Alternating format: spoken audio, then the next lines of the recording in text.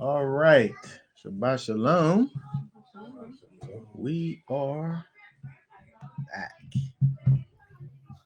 Um, we are going to be continuing with our look at Bereshit. We are in Genesis chapter 38. I want to look at the chapter here, Genesis 38, and deal with the things that's going on inside of the chapter. And then, of course, we also want to look at, I guess, some of the underlying principles that we can find inside of the chapter that relate to us and um, to Yeshua. So we're going to go ahead and get right into this. We're going to look at this. I think we'll just tackle a little bit at a time. Let's look at Genesis 38 and just deal with the first six verses of that. Okay. It says, "And it came to pass at that time that Judah went down from his brethren and turned into a certain Adulamite, whose name was Hira. And Judah saw the daughter of a certain Canaanite, whose name was Shua, and he took her and went unto her, and she conceived and bare a son, and he called his name And she conceived again and bare a son, and she called his name Onan. My bad, Siri just took over my phone. Okay. Yeah, she bare a son and called his name Onan. And she conceived again and bare a son and called his name Sheila. And he was a Chezib when she bare him. And Judah took a wife for his firstborn, whose name was Tamar. Okay. All right. So we look at these scriptures here. If we remember from last week, we dealt with, beginning to talk about um, Joseph, and his whole situation. We kind of left off with a cliffhanger. He gets taken, by these people, who are going to go ahead and sell him into slavery. And then we have this kind of parenthetical injection over here with this story that involves Yahuda, or Judah, right? And so it begins over here. It begins, and at that time it came to be. It's kind of giving you this random kind of thing at that time. We don't know when that was. We kind of have to, you know, think about things extrally, I would say, to try to figure out exactly what the kind of time sequence is. Um, it's probably not. It's probably not. I would say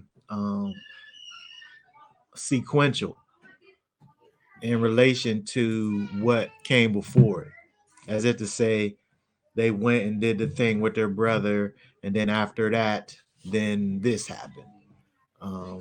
It most likely, um, they're giving you this parenthetical injection, which probably happened um, prior to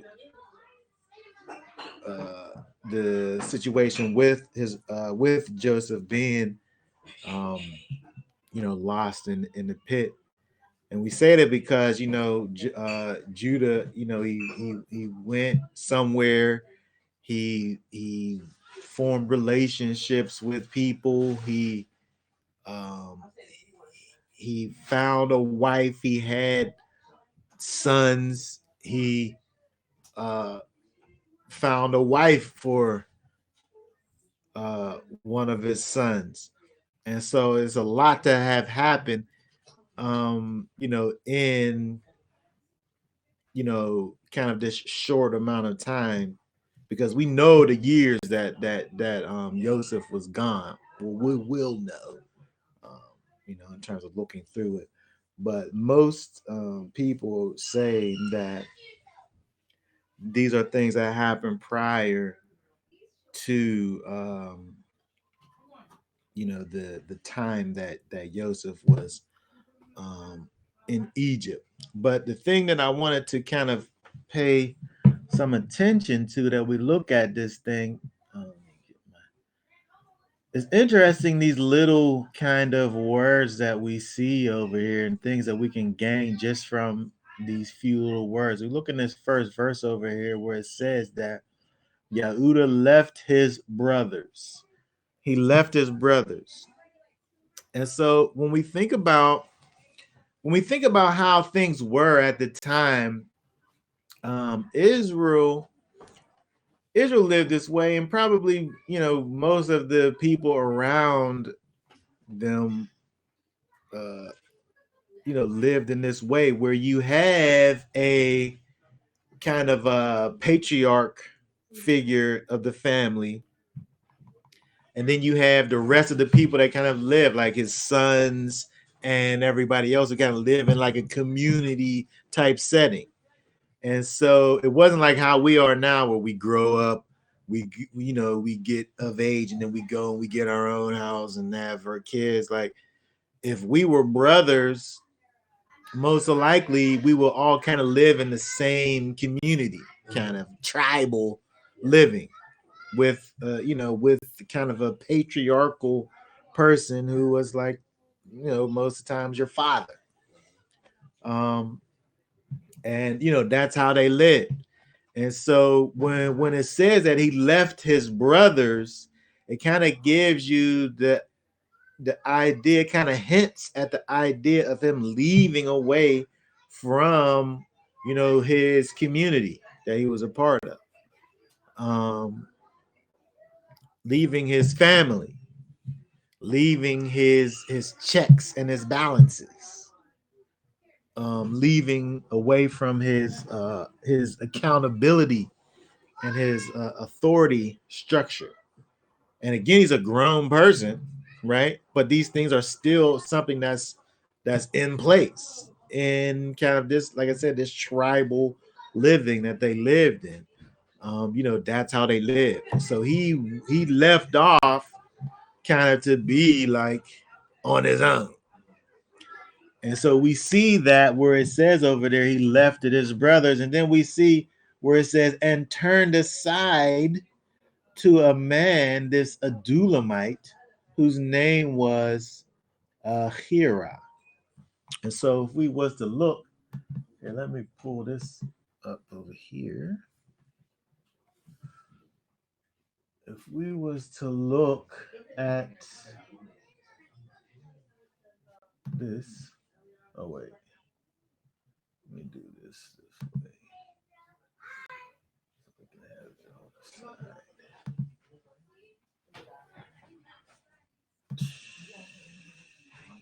If we click on this over here, this word here is Natah. Shabbat Shalom. This word here is Natah, where it's talking about this, how he turned to this man. And this word literally means to stretch or to spread out. By implication, to bend away, using various applications, so on and so forth. But when we think about what is happening over here, I guess it's easy for us to think about the idea of kind of extending your arm to someone, or kind of lending your hand to someone, where it doesn't literally mean to befriend, but that's what happens. Like if I extend my hand to you, I'm kind of beginning or initiating or kind of I don't want to say consummating, but I guess I can say the beginning stages of this relationship are being fortified here with this nata thing that's going on. Going into this over here because we'll see this word later in a different application over here, but just the idea of this stretching or spreading out here that's going on with this man is him kind of forming this relationship with this Hera, where we see how, thinking about how he left his brothers, he left that kind of accountability and uh, checks and balances and things with his brothers. Um, we see over here where he kind of has this different uh, influence that is being established in his situation, right? Because that's another thing that he left when he left his brothers was that influence, right? And so now he has this new influence over here with this man, this hero. We're in Genesis 38. You're good. So let's look at the second verse over here because we can immediately see over here um, the change in the influence with the fact that verse 2 says that he saw a daughter of the Canaanite who he took and he went in unto her. Okay. And so, here we go. Right. We have this situation where uh the the son of Jacob, the son of Israel, is finds this Canaanite wife. A lot of times we see where it talks about the idea of taking a wife, these words are combined. The word that is translated as take. Let's see here. Where it says tok.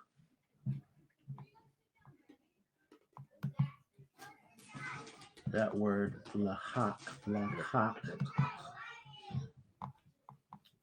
which literally means to take. But we also have this aspect over here, this idea of buying.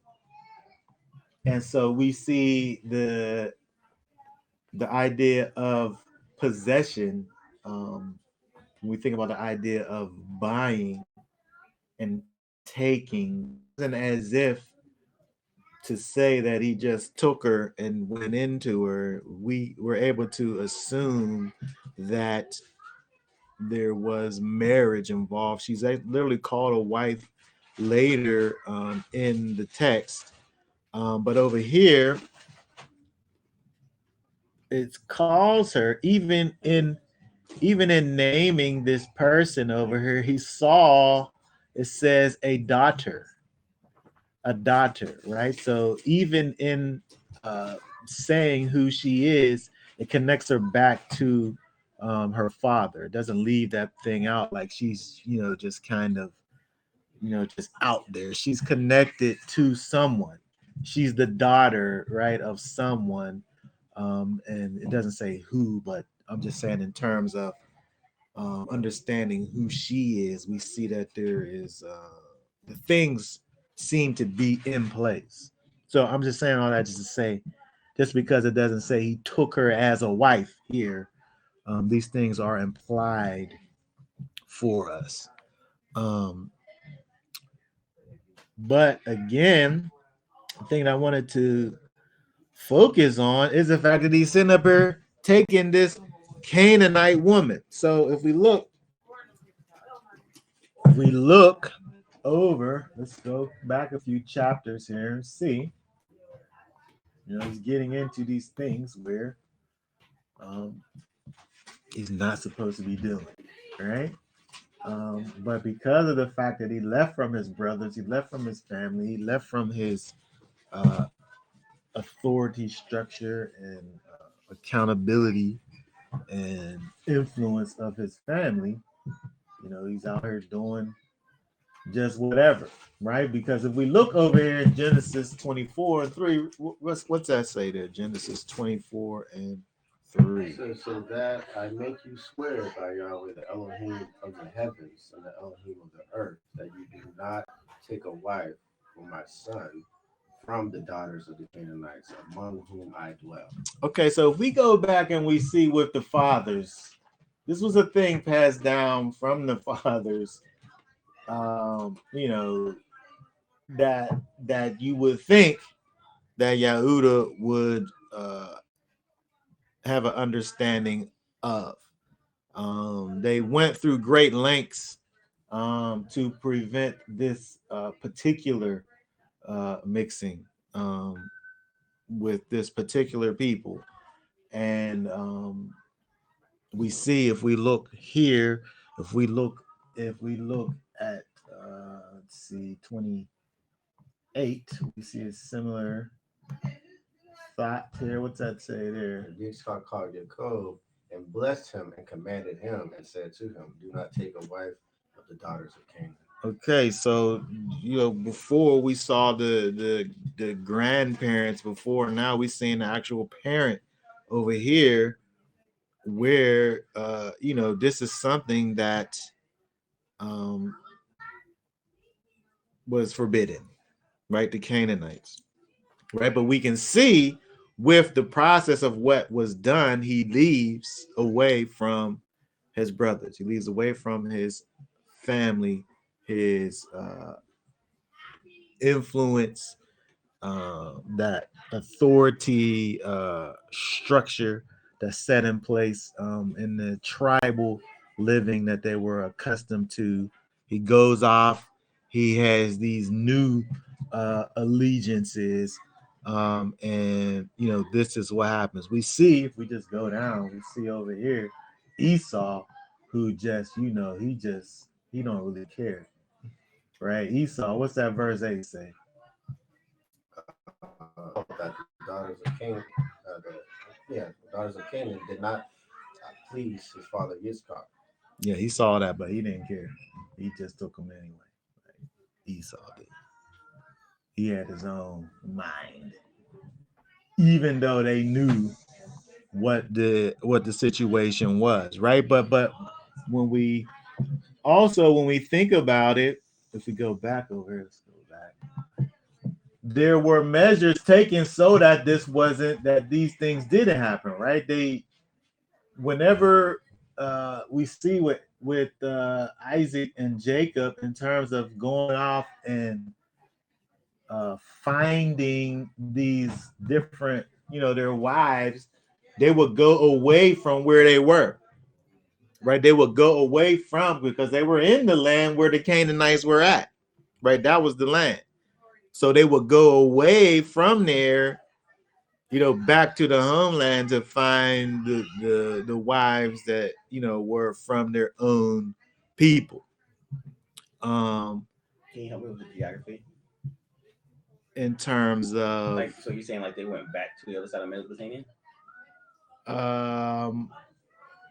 It was Abraham crossed over Mesopotamia, right? Yeah, so that's where they would have been from, that so land. So I would say that from where they were probably kind of southwest, I would say.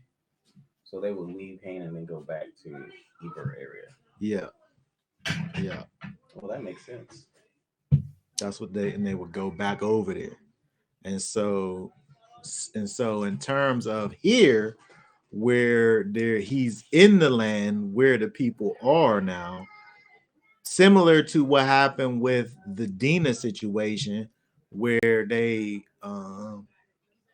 she went and wanted to see what was going on with the people in Shechem, which were predecessors of one of the, I think it was the Hivites, I believe, where they go in, they're in the land, and she's there, and she's seeing the people, and their tent, it says, if you remember, is faced towards the city, where she's able to see the land and the people and be kind of enamored by what's over there, and then want to go and see how they live, and then everything that happens to her happens because they're there in the land and you see it. You have that as the influence. Um, and so we see again the similar thing go on with her, where we see with Judah now, where he goes and he moves and he leaves and he stretches out to this new influence. The result is him messing around with these strange women. Question. Yeah. Let me wait. I want Mr. to be slow. Go ahead. So what's the point of thank you? What's the point of going and getting the like the week we left, Abraham left, pagan family. Yeah. The Canaanites were pagan. What's the difference? Like why I mean like if Canaanites are pagan and I guess if you our look at family it, is pagan, like if like you look at it like that, and what we does it see matter? we see the results actually, because remember, just whenever Jacob was leaving out, one of the last things that he did was to have for all of the people, all of his people, to get rid of all of their idols and things, right? His people. And so Yes. when we think about it in that regard, I don't think it all the way has to do with the idea of the customs necessarily, but the people, I guess. So it's not custom purity. I'm saying in that particular case, I don't see how that could be, because of the fact that he's going back to these people like Laban. They had It ain't spiritual purity. they had they had idols over there. Right. So it ain't spiritual purity and custom purity. What kind of purity is it? I can't see what it is, but outside of the You just don't physical. want to say it. You don't want to say it. He don't want to say it. I don't know what it is. Besides physical, one thing it could be. It's the only thing it could be is a physical. blood purity. Yeah.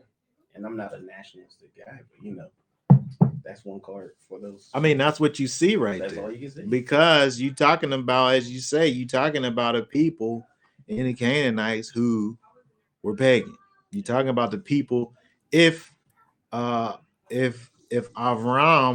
was able to stay over there where he was at, and still be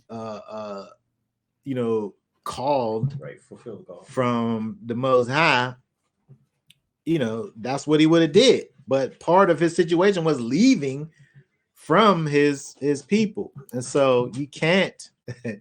you can't think about it any other way but that. This literal is literal sister Abram. And so at the time there was a call by the Most High for them to be closely related up until a point, because we see once the Torah comes down, There's restrictions. So, but be that as it may, when we're looking at this situation over here, the why is kind of irrelevant because the command is for them not to be doing that. So I could think about the why and be like, well, but if the command is that I shouldn't be doing it, maybe for us to try to figure out is one thing, but for Yehuda over here, where you have this thing where it's tradition at this point to not be with this particular people, and he just goes ahead and does it anyway. And so the thing that I see over here when we look at that again is, we talked about the same thing. We talked about Dina over here is this idea of, our surroundings and how much our surroundings matter and influence and how much, influence, who is influencing, what is influencing you. We see immediately he left his brothers, he gets with this other influence, he marries this Canaanite woman. It's like the steps is like they just happen just right like that. Well, that's how are given to us anyway. And so, for me, when I look at this, I'm seeing this connection between his Yehuda and his influences, and then immediately where his influences are taking him into, and then even then, if we just look a little bit at the fruit, did we talk about? Let's see, to verse 6. I guess it's not everything's not. It's just regular up until verse 6. He's having sons, just normal things. He's finding wives. That's just that's normal things. So let's read some more. Let's read down to, let's see. Let's read. Just read down to 6 through 10. It says, and Yehuda took a wife of his firstborn, and her name was Tamar. And Yehuda's firstborn, was evil in the eyes of Yahweh, and Yahweh took his life. And Yehuda said to Onan, go into your brother's wife and marry her, and raise up an heir to your brother. And Onan knew that the offspring would not be his. And it came to be, when he went into his brother's wife, that he spilled on the ground, lest he should not give an offspring to his brother. But what he did displeased Yahweh, so he took his life too. Okay, so we see over here now, we see some interesting things going on with the fruit of this union over here. We don't know about this besides the fact that he was evil in the eyes of the Almighty. We don't know what that evil entails, but we do know that it was so much so that the Most High says took his life. We don't have details. We don't know if it was kind of a just strike you down type of a thing, or circumstances, or what have you. The credit His Canaanite side. I guess maybe we could put it over there, Don't. but Don't. I don't know if we have to. I don't know if we have to do that. You know what I mean? But be that as it may, we see problems. Um, I don't think we can. You can't. I would say 100% blame the parents for how the children end up. However, the percentage I would say um, is great. I don't know what those numbers are, Right. but they got to be up there, right? It's not, at the end of the day, people do have their own individual minds, but to a great degree, those things are, they point back to their parents. And so when we look over here, where this son is just so bad that the most I got to just take him out, we got to think about these things. How did it get to be like this? Like, what is this? To me, when I look at this, I feel like it's just kind of just this trickle down thing, where first thing he separates from his family. The next thing he do is go over into this other situation, which is known to be a bad situation. And then now you have essentially his firstborn son who's evil and is killed, and the secondborn son who's also evil and is killed. We just have more details to his evilness, in terms of him not wanting to perform this levirate duty. Now, when you think about this, we see this later in the Torah, this idea of this levirate marriage. Your brother dies with no sons, and then so you take his wife, his widow, and give her a son in the name of your brother. This wasn't something that was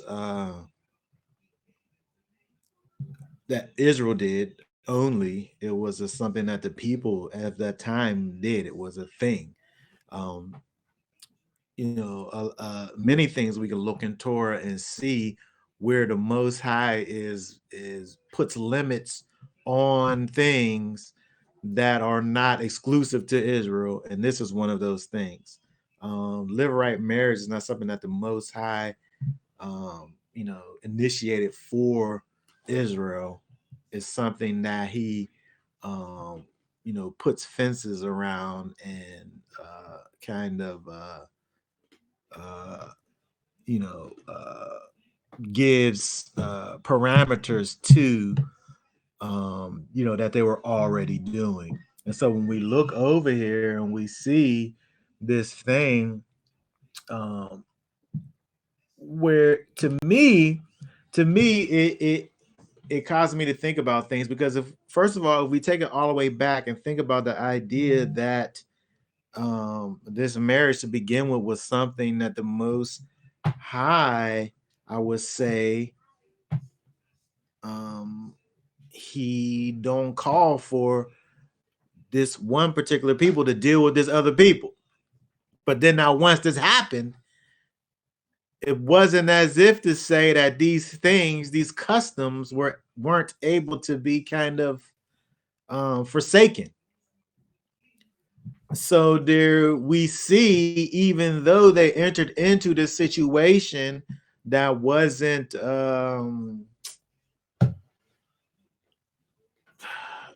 it wasn't a perfect situation, right? But at the same time, it didn't relieve the individuals from their duties of what needed to be. So much so that the Most High kills the son for not fulfilling this thing over here. And so to me, I just thought that was an interesting kind of a situation, because just thinking about it, if I take this wife from this forbidden people, and like, who cares what who cares? The whole thing is tainted from Jump Street, right? Well, I guess not, right? Because we look at this thing and it's just the obligation is there, irregardless of, I don't think irregardless is actually not a word, irregardless of uh you know how the bond came about. And so I just thought that was interesting little situation where we see the the Most High, it says, but he displeased. The Most High was displeased with this situation, with his inability to do this customary thing. And so I'm just saying that it kind of it validates, I would say, this union, um, which just caused me kind of just to think about things. And you know uh you get into these situations, but it's almost as if the sanctity of this union, this marriage union, almost supersedes the separation that was called for prior to the thing happening. You have the situation where don't mess with these people, right? But then you mess with the people, and then now it's like there's no turning back after you've become one with this people. I just thought that was interesting. I can offer two things. What do you have to say about the situation? I can offer one. Maybe it's the father saying, I can work with what you made. You made the situation. Doesn't mean I can't work with it. A promise is a promise. A destiny is a destiny. Mm-hmm. I still could do a perfect work through you. You know, even though you messed it up or made some choices that wasn't the most popular choices. Um, that's one thing I can say. Yeah. The other thing I can say is, you know, adding to that before I go to the other thing, even though we make some choices that are not the most popular, Father still holds to his promises and destiny. So it ain't over yet. That providence is still there, resting on us. So to the other thing I can say is I've heard this doctrine out there by Israelites who say that if you marry someone and they're outside the covenant, then it's not really a marriage in the first place. Father don't see it as a marriage. So all those laws concerning marriage and all those laws concerning vows and oaths, they don't apply because Father don't recognize it as an actual true union in the first place. Yeah. So even though you're married to a husband, since he was a Gentile, technically you're not married to him. So you can now be my wife. So because that union never really technically happened. Yeah. Because it wasn't under the laws of the Torah. It was just a civil union, and we're not under that law. We're not in that land, and blah blah blah blah blah. Mm-hmm. And so now I'm gonna snatch you up for my wife. Yeah. This text goes against that. Yeah. Because it shows that Father even honored the union, even though it wasn't the perfect situation. Mm-hmm. Even though it wasn't the perfect union, even though it was, outside the parameters that his father and grandfather set. Yeah. So that goes against that. Yeah. That's a good apologetic right there. Mm-hmm. And again, like I said, this is not something that's like codified law at this point. This is customs. Everybody's doing this, whether you Israel or not. If your brother dies with no babies, you do this for your brother. Like this is just a human thing at this point. It don't have nothing to do with it's just the culture of the day, basically. But you make a good point. The Most High still put a stamp on the union and required those people who entered into this thing to do or did it. Like the brother, that's your thing. Why am I sitting up here? You know what I mean? But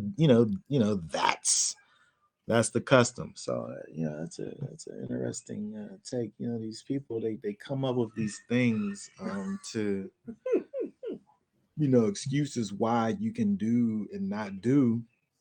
And it's important, just kind of as a side note, I think it's important that we are able to know what the Torah actually says, where we're able to see these things where it seems obscure and insignificant. it's this parenthetical situation in the middle of the beginning of this the quote unquote more important situation that's going on with Joseph. But within it, we see some things that are can be highly relevant right now with what people are doing. And so, when I look at verse 9 over here, um, I think that the offense here is the intention to deny the brother the seed. Um, people talk about this verse and use it as something that is connected to kind of masturbation per se. Um, Not to make a case for it. Verse 9, yeah. But I think that even though the action, I guess, is the same, the intent here involves the denying of the brother um, the seed thing. It's not just the idea of spilling the seed on the ground.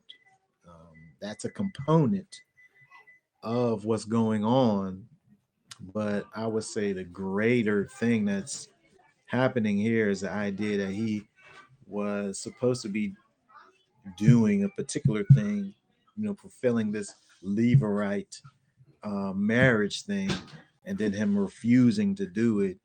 And I'm saying that seems to be uh, the offense that's going on here.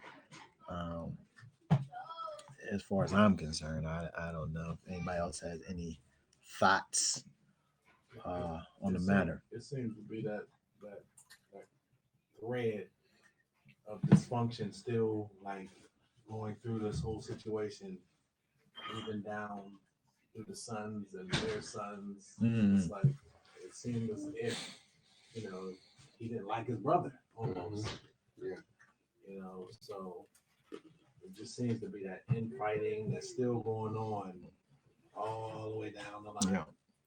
Yeah. And which goes back to the idea of the fruit don't fall far from the tree, right? You have these things that are going on, these various levels of dysfunction, and where we see all of these problems, right? Again, like I said, we can't just say 100% it's the parents' fault, but I mean, I'm saying greater than 50%. I'm saying greater than 50%. I don't know how much greater, but I'm saying it's greater than 50%. Um, you know, we see these problems over here, right? Okay, so let's continue on. We let's say Can I make a case for the parents? go ahead. Oh, you're making a case for the parents. Okay, good. I would have to say, who were Adam and Eve's parents? Oh, they didn't have any parents. Oh, they had a source. Well, I don't know if it's. They I had, guess. and they had someone who. I guess to a degree. I guess to a degree, it was the same structure idea where you're a being and then you receive instruction, knowledge, instruction from and discipline, where you came from, and nurture. Mm. Mm-hmm. So how much percentage lands on him, on the parent? the parent of Adam and Eve? I don't know. You just said greater than 50%. I don't He want to pulled go the back. check bag I don't want to go out. back. I don't want to go back on that because you could think about You the said fact greater that than 50%. you think about the fact that the Most High, when you think about Adam and Eve situation, he he did allow for the situation, uh, the circumstances to be present. It was all there. Yeah, it wasn't like there was a total separation where I think that and then you also talking about. I think that there also, I think there's a lot that goes into that because we think about children and rearing and growing. Um, you know, as far as the cycle of growing, we kind of have these formative years, and I don't know what that looks like with. Full grown woman and man. Yeah, were they full grown? Like I don't even know what that situation is. I think it's slightly. I think it's a slight anomaly when we think about. But I I would say that there is a level of um I, we can't. I think still because of the fact that the Most High could have easily not allowed for there to be temptation available for them. He could have done that, but he didn't do it. So I'm saying that that situation is slightly different.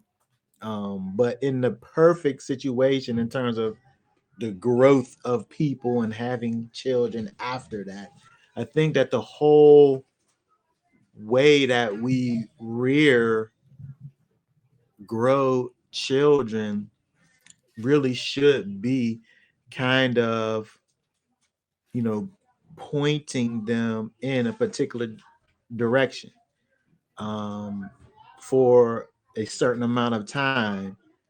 And then, of course, you know, they, as I said, they have their own minds. They can go off and do whatever they want to do. But I think I know that it's our responsibility to, you know, put them in a perfect situation, and and then what they do from there now is a whole other thing. You know, Perfect meaning complete situation, um not meaning absence of flaw. You mean like complete, right? Not absence of flaw. well, I don't want to mix up the word. I think that when we think about perfect, which we'll talk about perfect a little later in this, what we talking about, but I think that if we say perfect, being that complete is a word that's used to define it. It's not like they're different words, like they're synonyms. So I'm I'm gonna say saying, like Western thought was like perfect is without flaw. You know, well, I mean, are you saying when we need to make an environment for our children where the environment is that's without right. flaw? That's right. That's without flaw. Well, I think we can do that. I think that that should be our goal to do that. Very good. We don't want to have, They can be a goal. Yes. we don't want the flaw to be the part of our situation. Like if Right. there's flaws that you don't know about, Yes. you know, you get those things out of there. But Right. there can't be known things. If you're doing what you have to do on every front to maintain a degree of purity for your children, I'm saying that's the best case scenario, There you go. And we'll build on that later here. But I think that in the situation, in terms of how people are born and grow and how we have children, there's a great responsibility on the parents to prepare these children for out there. And now that I think about it, when we think about you know, things that we talked about when we were back in the beginning chapters of Bereshit, when we talked about um the fact that we had the knowledge, the tree of the knowledge of good and evil there, and we had the tree of life. The thing that was the problem was that the taking from the tree of knowledge of good and evil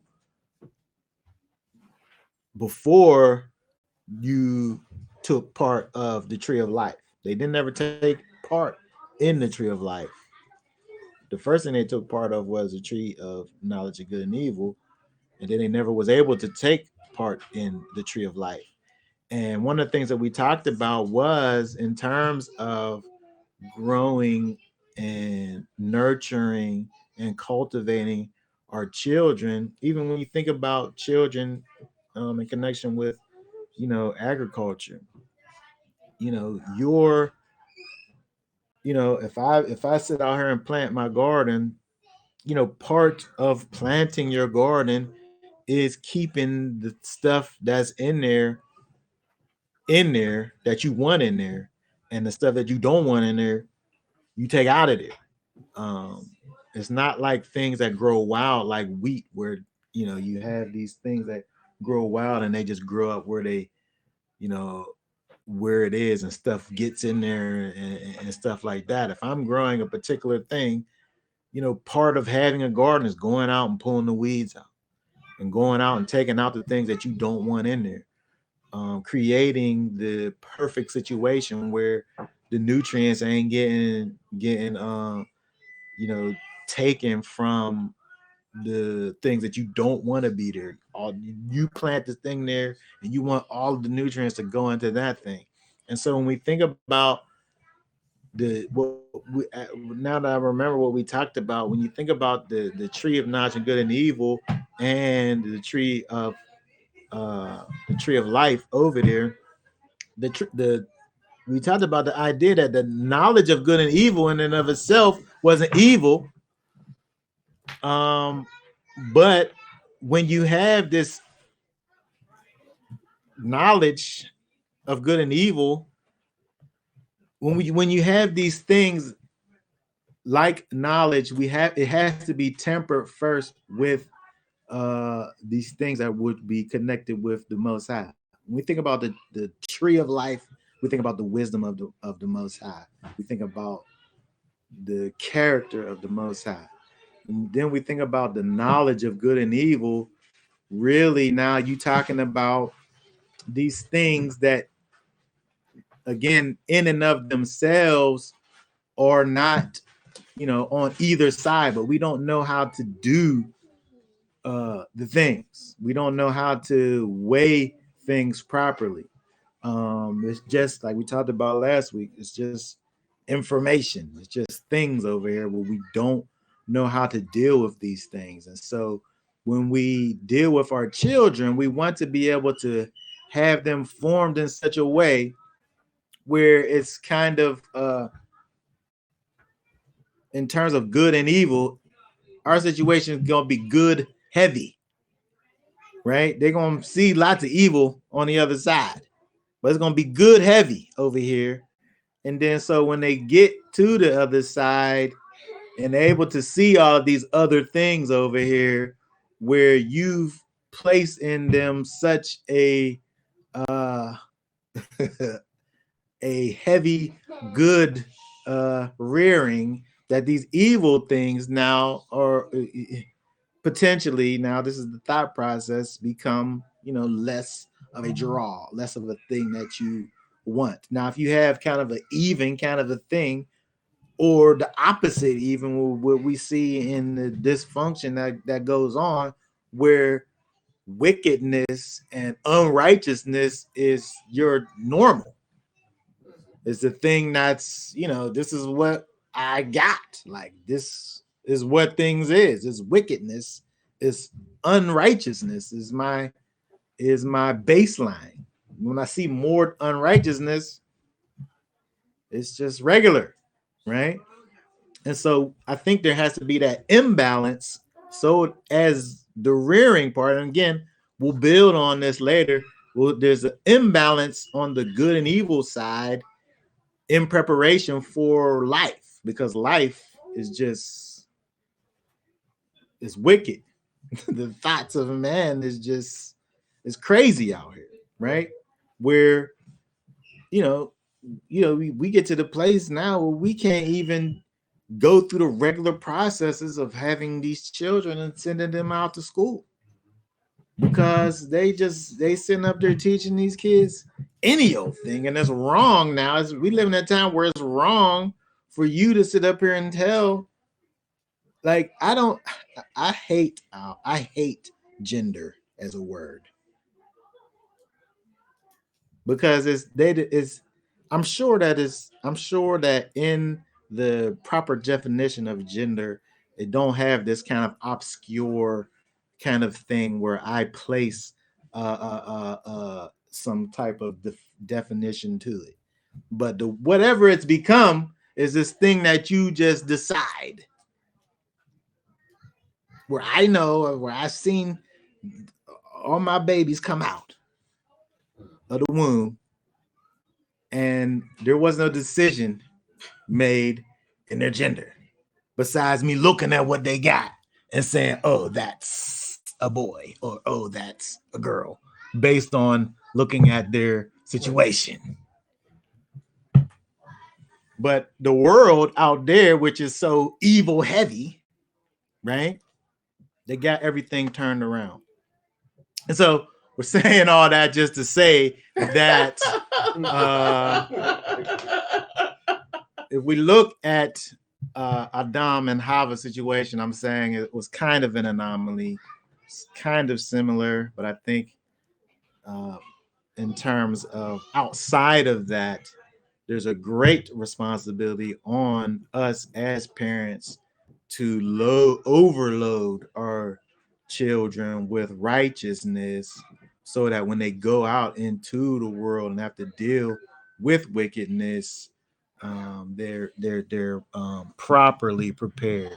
And then I see over here, even when we look at this with Judah, with Yahuda, which was a full grown man, when we see that he separates from his tribe, from his people, it's one sentence. He left his brothers and turned aside to a man, an Edolamite, whose name was. He left his allegiances and formed these other allegiances that resulted in him dealing with these people who, uh, as far as his family rules was concerned, he wasn't supposed to be doing. So there's a direct correlation between, you know, uh, your allegiances and the things that you're doing. And so if we continue on over here looking, we can get closer into this because we're getting to the place where we're getting to is seeing again how well let's before we do that, let's read some more. Let's go down to where we stop at. 11. Okay, go from 12. Let's see. Let's go from, hold on. Let's go down to 20. Here, just start reading. I'll stop you on this. Verse 11. Then Yehuda said to Tamar, his daughter-in-law, remain a widow in your father's house until my son Shelah is grown. For he said, lest he also die as his brothers did. And Tamar went and dwelt in her father's house. And after a long time, the daughter of Shua, Yehuda's wife, died. And Yehuda was comforted and went up to his sheep shears at Timnah. He and his friend Hira the Adulamite. And it was reported to Tamar, see, your father-in-law is going up to Timnah to shear his sheep. And she took off her widow's garments and covered herself with the veil and wrapped herself and sat at the entrance of Inyam, which was on the way to Timnah. For she saw that Shelah was grown, and she was not given to him as a wife. Okay, stop right there for a minute. So when we look over here, some things have go on here. We see, first of all, that Tamar, um, is returns back to her father's house.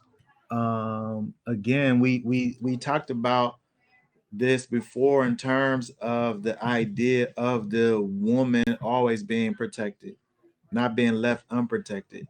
Her husband is gone, right? And so she goes back to her father's house, right? She's not just left out unprotected. She goes back to the father's protection. And we see over here again, Yehuda and his homeboy, Hira, going to the sheep sharing thing. When you look at this kind of, this was kind of a thing where it was kind of like a thing, like a festival kind of a thing, a time when you went and you go to this. It's like if you think about like I don't know, things that people do at certain times. Sheep conference. You know what I'm saying? It was conference. it was you could think about it in that way, right? It was this place there was going. It was a festive situation. Yes, there was kind of formalities that went on, but there was fun involved in the situation, I would say. And so he's going over here with In the Heritage Dictionary. heritage. Yeah. No, I don't Is it have. like cultural dictionary? Oh, just different kind of customs that they talk Cite about. your source. I got to go find the source. I don't have it readily available.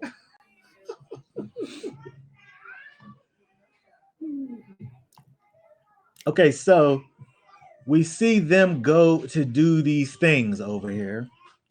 We see the fact that Tamar is, she goes back to her father's place. And also in verse 14, she saw that Shelah was grown and she was not given to him as a wife. So a time she was told to go back to her father's house and remain a widower until this son was able to be grown and marry her.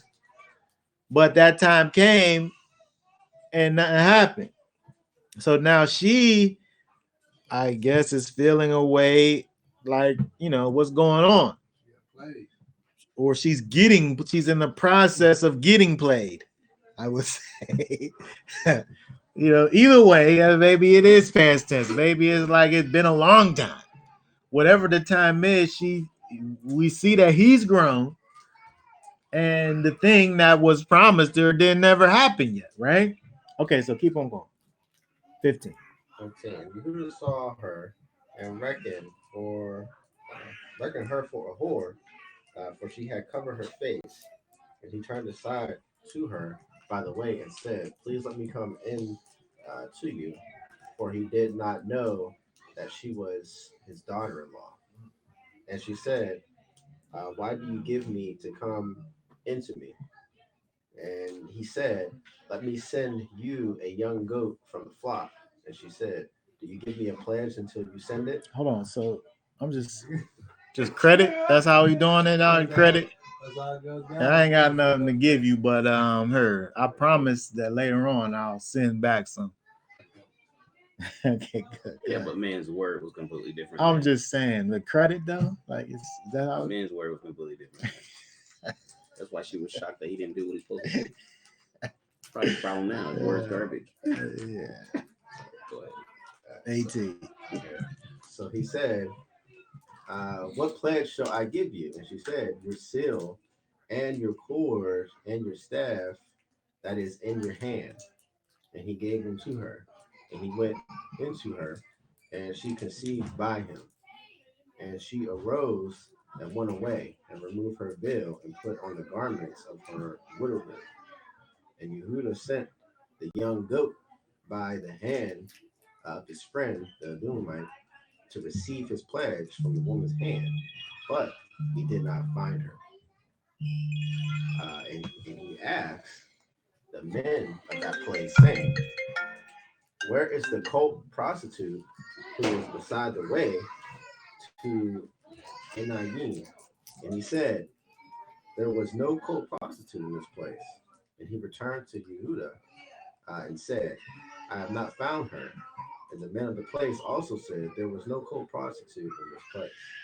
And Yehuda said, "Let her take them for herself, lest we become despised. For I sent this young goat, and you have not found her." Hold on a second. Okay, so let's stop right there for right now because when we look over here at this, something that I wanted to pay attention to is if we look at verse 15. If we go back up to 15. 15. Okay, so uh Yehuda saw her and reckoned her for a whore, for she had covered her face. That's 15. King James says harlot, and Zana uses, right? Zana, which really is just kind of the basic generic word for uh, whore, prostitute, harlot, right? In general. So you have this general term that's being used for uh, whore here in verse 15. 16, we'll talk about that more. 16, and he turned aside to her by the way. Okay, this is the same thing that happened with his friend Hira, the Dulamite. He turned aside to him, right? So over in 16, we see that this word again now, he turned aside this nata word where he extends himself now um, to this prostitute, right? Same word here. Let's see. Nata, to stretch or to spread out. Um, so he's extending himself out to enter into a particular relationship here with this whore, right? And so we see over here again, like I said, 15, it has this word that's the general term for harlot or 15. But if we go down to 21, 21, the scriptures translates that as where he's looking for, this is his words, right? So we see that he saw a whore over here, but now he's describing the whore that he saw, where is the co-prostitute who was beside the way, right? Let's see, this is 21. And now they have King James translates it as harlot, but that word over there is what? Kedeshah, different word, Mm-hmm. right? Mm-hmm. So when we look at this word over here, I think it's closer to this how the scriptures interprets it in terms of this idea of it being this cult prostitute, where she's a prostitute, but there's like pagan practices that are connected to her situation. We look at there was a thing as a temple prostitute. If you had these pagan temples or places where you did, you know, idolatrous things. Part of the things that they did was enter into these cult prostitutes over here, right? In connection with this, pagan practices.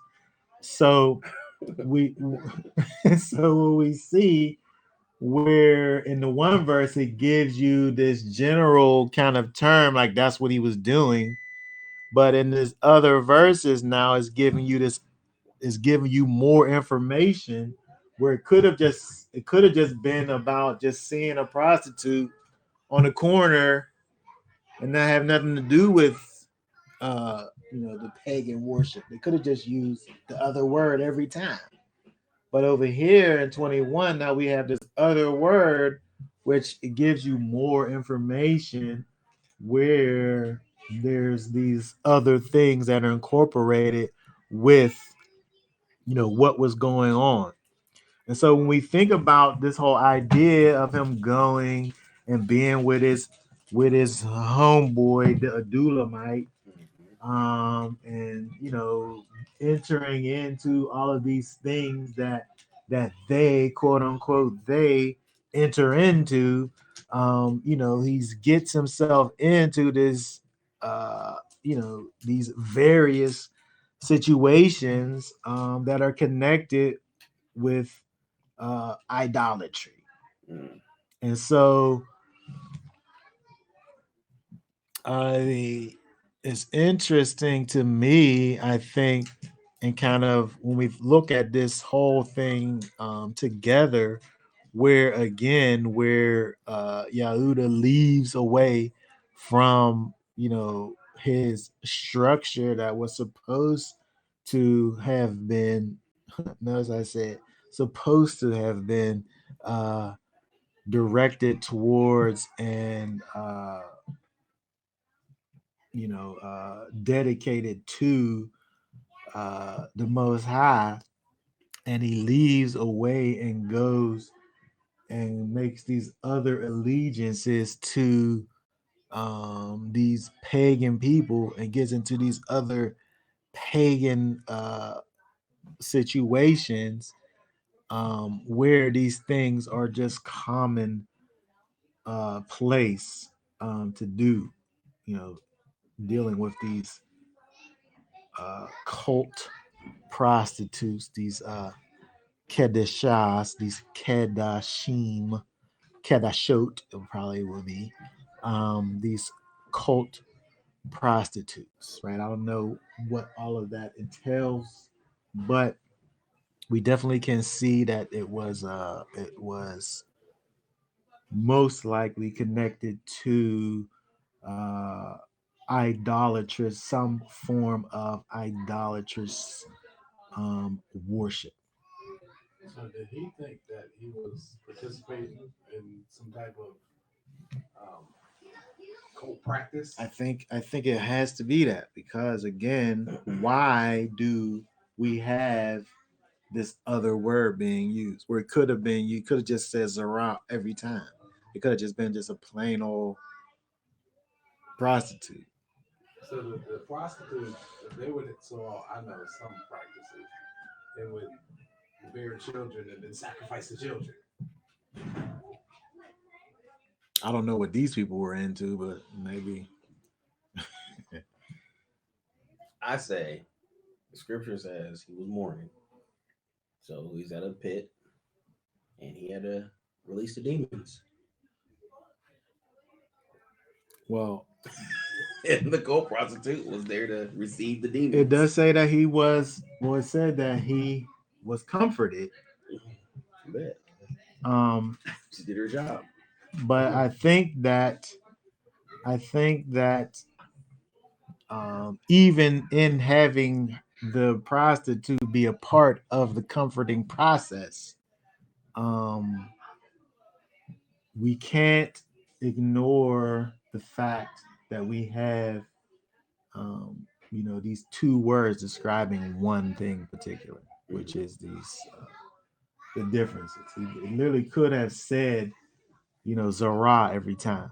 And Ooh. so even if we were to say that the he was going to complete his his morning process, the way in which he was doing it seems to have involved these pagan practices. He knew that. I think he had to have He known. was feeling in a pit, and he wanted to get off his chest. And so, so I thought he probably walked up like, okay, this is an average old boy. And then after he got done doing what he was doing, he was like, oh no, that was Sunshine. That was a set apart prostitute. Something was special about her. And then that's how she got her name. It happened. It can happen. I'm just giving her an opportunity. Yeah, I think that I think that I think that the thing that we um, have to pay attention to the most from the situation is the fact that, in terms of him dealing with these different, quote unquote, different types of individuals, where the propensity to get involved with and be part of quote unquote shady situations become exponentially increased. Um, it does seem it seems quite normal what he's doing. He goes out, he just goes out and like, oh, there's a let me go ahead and do this. Yeah, that's what I was thinking too. Like that part of it is like, huh? Like it's I mean Like how often did that occur with those who were quote a part of the family? Because clearly the other men that scene, they knew that that was common practice or whatever. But for them to partake in that, like how common was that?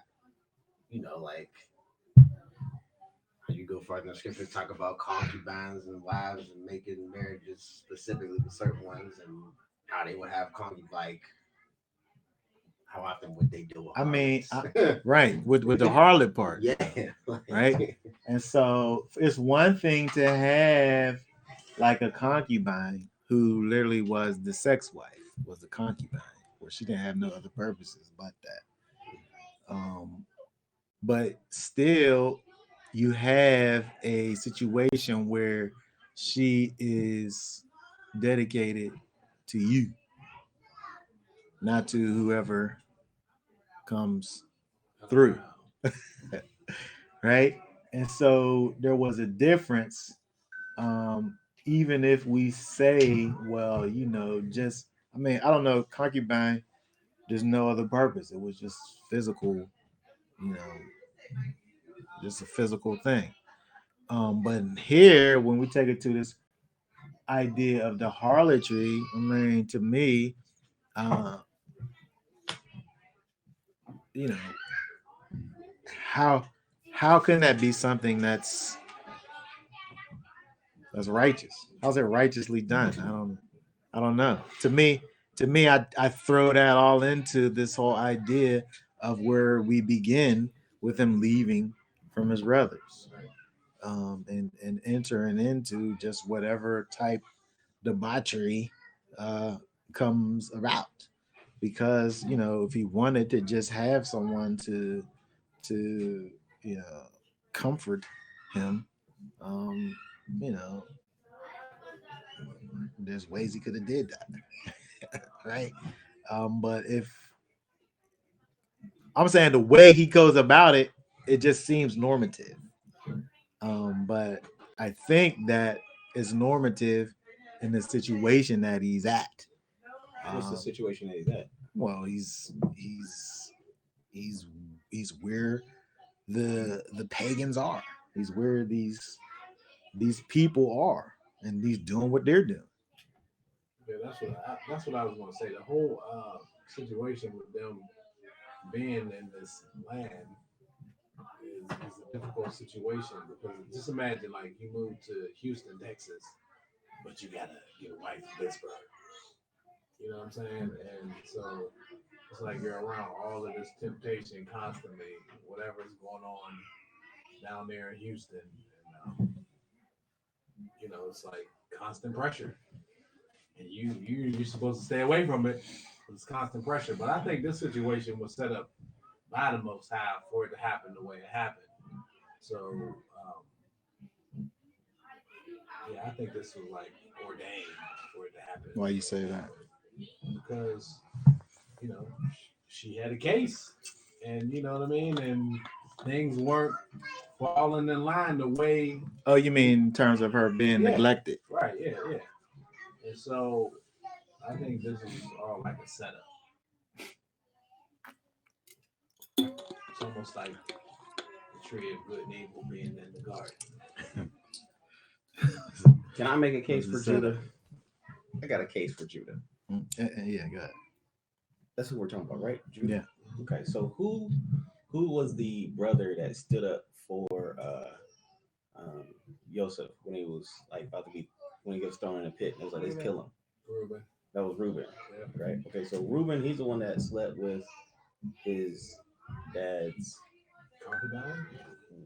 The handmaid. Handmaid. Yeah. Handmaid. So Reuben didn't stand up for him? No, that was Reuben, yeah. But it was Reuben only because he wanted to benefit from the situation. Oh, there was a motive there? Yeah, Judah was the one that was trying to get paid for it. Judah was the one who was trying to get paid for it. Okay, I don't have a case for Judah. Judah's going down. Yeah, Judah was going down. There was another brother though that was trying to stick up. I can't remember which one. We just talked about it last week. I thought it was only it mentions Reuben. It was two brothers. It was one came later, I think. That was just last. It was just last chapter. You're one chapter back. Yeah. So, we see Reuben talks up because he wants to come back and save him and redeem himself from his situation. And then Judah is the one who talks about him not coming up. He talks about him getting paid, like selling them. Yeah, 26. And Judah said unto his brethren, what profit is it if we slay our brother and conceal his blood? Come, let us sell him to the Ishmaelites, and let not our hand be upon him. So even in his motive to not kill him was to gain money. Yeah. So I was trying to give him I was trying to throw him a bone. But maybe he was doing it, you know what I mean, to kind of like, entice the brothers to get on the prophet bandwagon so they wouldn't kill him. Okay. If that was the wisdom, then I might have a case for Judah. My case for Judah was gonna be if he was a stand-up guy here, what happened to him that he didn't continue to stand up? Like standing against your brothers would probably be the hardest one to do. But to stand against your friends and stand against everything else, that probably won't be that hard. Yeah. Now, if something didn't go the way he wanted to go, like in the slavery of what's it called, Joseph, right? If that didn't go the way he wanted to go, maybe he was like, well, maybe I'm done with being a stand-up guy. I'm just going to go ahead and be this is like that transition time between. I mean, we can't really put the time on it, but there is a transition here in the scripture between the events of Joseph. And then you kind of drop this whole Judah story right here for us. Or we could just see a continuation of what he does. Like over there, we see that maybe you could look at it like he's speaking up, but really he's talking about gain, which and all actuality is wicked. He's selfish. Yeah. And so over here, where there would have been a righteous way for him to go about his comforting, if we say this is included in his comforting, because it does mention it kind of in the same breath in terms of the fact that his wife died, he was comforted, and then he goes and does this. He has this little vacay with his homie, right? And they go and do the sheep sharing thing. And so maybe these things are all connected, but I'm saying that we see kind of this pattern, I would say, of him moving kind of unrighteously. We can't, we can't make a case for harlotry, Can right? I make a case with you? Let's hear. I want to hear it. So what I was thinking is that, you know, him leaving his family Mm, was due to what happened with Yosef. And Mhm. so he was kind of like separating himself, you know, due to, you know, this situation. And probably I would think that, you know, it was like eating him up and that he had to just move out of that situation and like just separate himself totally from that situation, trying to, you know, remedy whatever The demon. yeah, right, He's being tormented in his soul. right. And And so then you it have just this led to a prostitute know, to help you get that release. this ball rolling downhill Mhm. since that moment. yeah. Well, I guess if we think about it kind of in a sequential way, if anything, if anything, the if anything it does for us, it kind of gives us an an excuse for his negative behavior. If we say that it's sequential, he just sat up here and essentially sells away his youngest brother. Broke his father's heart. Yes, his father refused to be comforted as a result of it. Two of his sons. Most I took two of his sons. I mean, we see that. So even if it's only that, if it's only that, that's enough for him to be going off and just doing things that's just completely just based on carnality. But if now we add what's going on with Joseph combined with this whole situation, it's a lot. It is a lot. Right. Um, I mean, so at least at bare minimum, we can understand from a human perspective how he gets to this place. Broke. Not to, yeah, he is broken. Not to justify and say, well, this is right, but to understand the humanity of it. To say, well, this is where he's at. He just needed a little warmth, right? Some softness. In his humanity, Yeah. do we now say, okay, we're gonna hit these spots, we're gonna hit these low spots, no doubt. Do we now say, okay, this is our excuse to go out there and get a whore and act foolish and do stupid, or do we say the proper response is Yeah. Yeah. Um, well, yes. Well, we look at these things that these people are doing. If we can't get a lesson from, what our forefathers done, we not. What are we doing here, Mhm, right? mhm. Um, we see their actions, and it's not always to say, "Oh, that's what we need to be doing." And that's what we have more often in Israel. We see Yeah. more people say, "Well, see, Judah Yeah, took 4 or 5 yeah. holes. I need to Why- go out here and find me a. He got 4 or 5 holes. Why can't I have 4 or 5 holes? Right, It's right. all good." Right. Sometimes we That's look what at we the do. things that they do, and it shows us what not to be doing. Right. The response that we shouldn't be having, we see in them, and we do the opposite of Yes. The Torah does And- have and- function and dysfunction. that. Right. But all for the purposes of our function. So it shows us the dysfunction so that we can gain function out of it. Right. Not that it's showing us, well, everything that we see is all right. Yes. And that's how they're reading it. They're like, everything that he do. Yeah.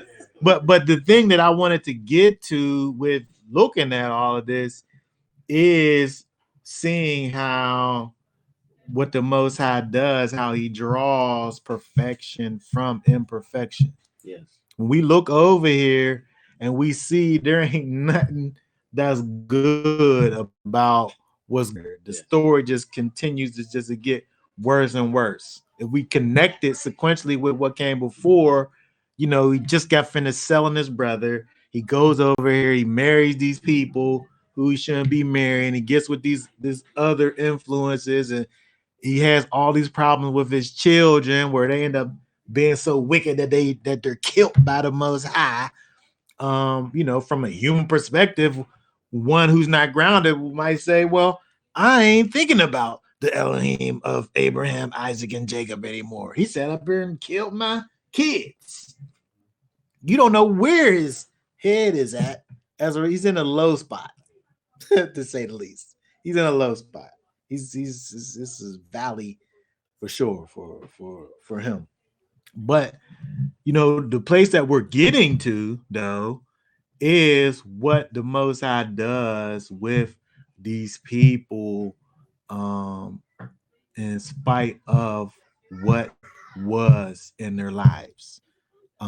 We gotta read. We gotta finish this chapter so we can get to the meat and potatoes of this. Finish.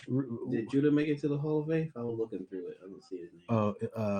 Hebrews. Mm-hmm. No. I see Rahab in there. I don't see him. Yeah.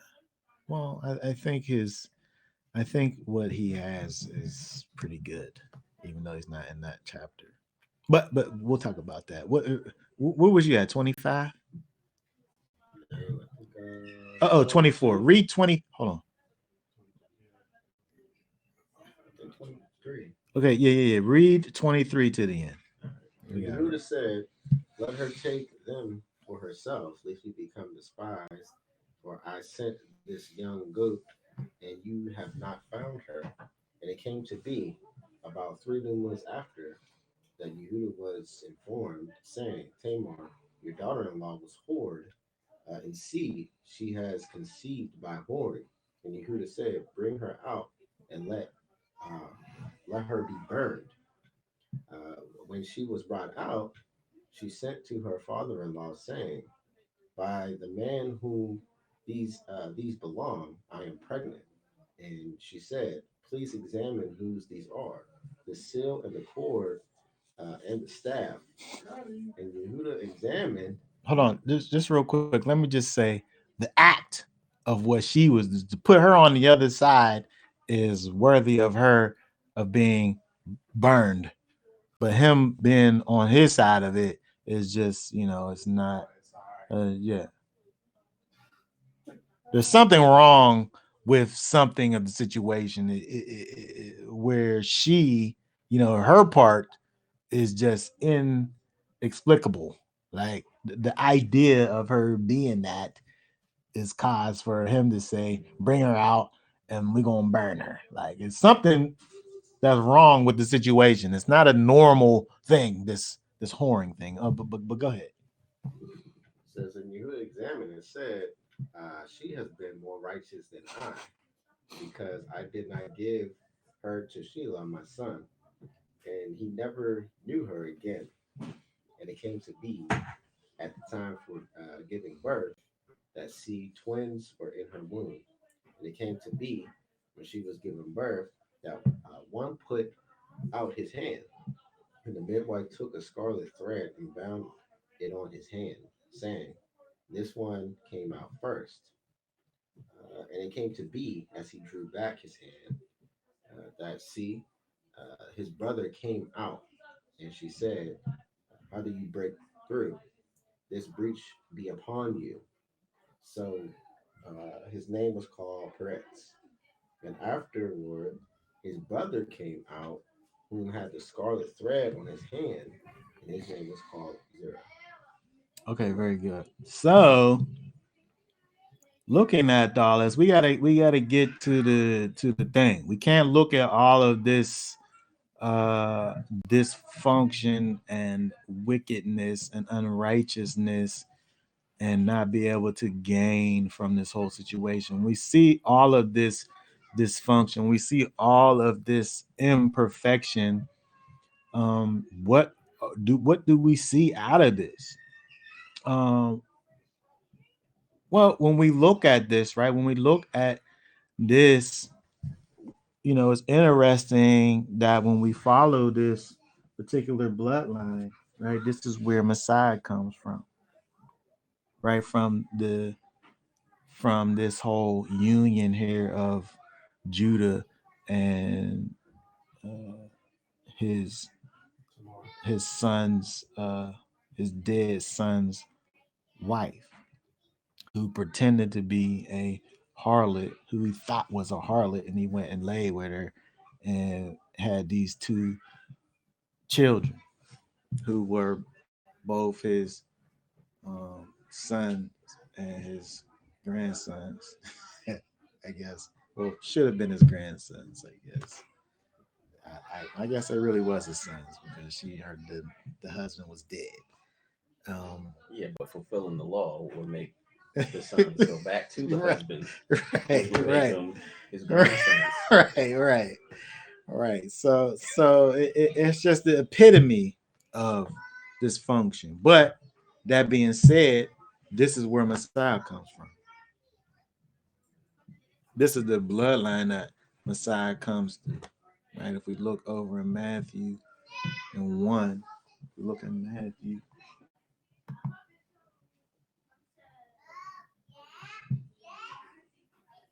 So did Judah marry Tamar, or did he put her back in widowhood?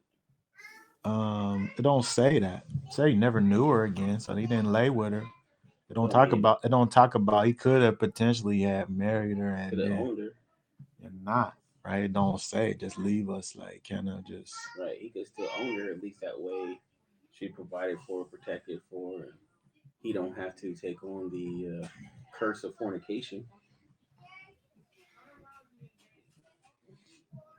I mean, Because from that right there, we don't get the rectification of it. We just and I think almost just for it to be kind of this for it to be left in obscurity, I think just builds the case. I think for what we're talking about in terms of the idea of this imperfection um,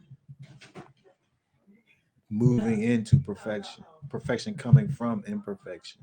I think it's almost better for us not to even know if this whole situation was fixed or not, or just to be obscure. Was she just these children who were where were they?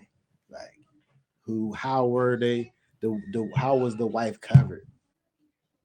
Was she like I think he did it right there. That's how my story ends. yeah? Well, we don't know, right? But we got here. Well, how you not know that? But you know the sheep shearer thing was a prank. I felt like That was kind of that's kind I of majoring felt in the minors, ain't it? I felt like I liked it not knowing. I felt like it was just left in dysfunction, which goes along with where we're at. I could have found out maybe.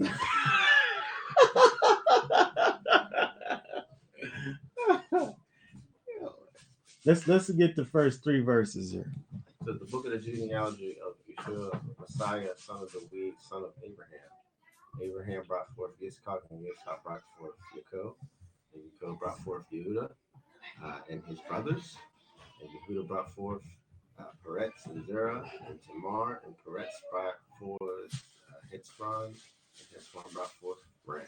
Okay, so even in verse 3, we're reminded of the other brother who's not even in the situation, right? Just so that we can remember the full context. Even the mother, right, is brought in. So we're able to remember the whole context of the situation in terms of how, the bloodline that Messiah comes through. Um, And so when we look back over at this, right, we see that the pedigree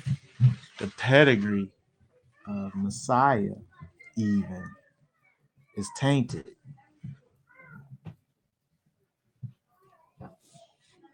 But why is it giving it to us like this? Why? What's the purpose, man? What purpose does it serve for us to see where Messiah, the Savior of us all, to come through this um, tainted uh, pedigree? Well, I think it's showing us that we've all fall short, and we all need a savior. Even Yeshua needs to save his own line. You know what I mean? So I think it just speaks to You know, there's dysfunction in the world, and the problems in the world. Even though we're getting a peek into the lives of people that this is written about, but this could be written about any of us. You know what I mean? Like, I'm sure if we go back in our generations, it was a mess. Yeah. Go back a couple months. Yeah. Yeah, exactly. And so I think that when we look at it from that perspective, when we see the kind of the human aspect of it, it helps us in understanding. It should help us in understanding what our transformation should be. It don't really matter how messed up your uh, past is. It's not something that is not reversible, right? Even when we look at the master himself, when we deal with where he comes from in terms of, I mean, when you look at, it's interesting when you look at Judah, when you look at Yahuda, who, it's it became the kingly uh bloodline, right? The kings um come from the that that lineage. Um, but when we look at the namesake, you're hard pressed to find redeeming qualities. You're hard pressed to find redeeming qualities when we look at the namesake of the tribe of Judah. We can see what came of those, some of those that come from that line. But when we look back at the namesake, like I said, there's problems. Um, Still to this day. to this to this day. And so when we think about um, you know, looking at ourselves, we think about looking at ourselves and our pursuit of righteousness. We can't ever sit around and look at ourselves and our things that we may possess and allow those things to turn into some type of crutch that we have to to prevent us from moving forward in righteousness. Because when we think about um, Israel, you know, over and over again, like we just got finished saying, we look at the scriptures, there's more things wrong with this chosen people that we're able to look to and do the opposite of that than there is the reverse.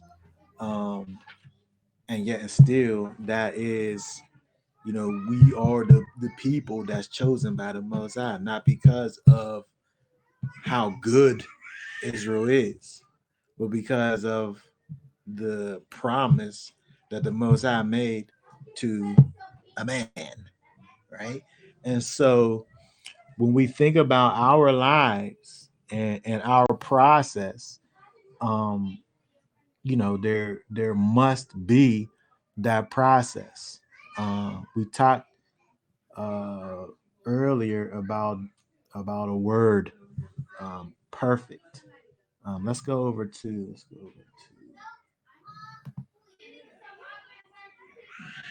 Matthew 5. Let's start at let's just start at 43 just so we can just read up a few verses. We start reading at 43 to the end there. You heard it was said, you shall love your neighbor and hate your enemy. But I say unto you, love your enemies, bless those who curse you, do good to those hating you, and pray for those insulting you and persecuting you, so that you become sons of your Father in heaven, because he makes his sun rise on the wicked and on the good, and sends rain on the righteous and on the unrighteous. Therefore, if you love those loving you, what reward have you?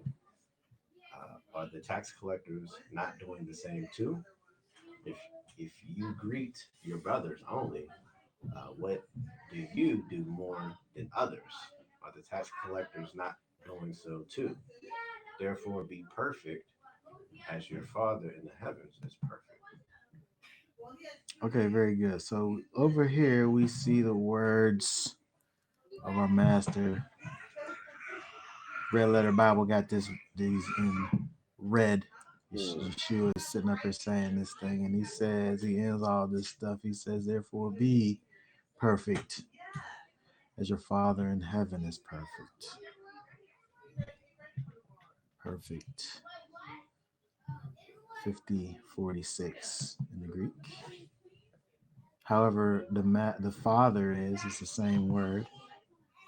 As your Father in heavens is perfect, that's how you be, he says.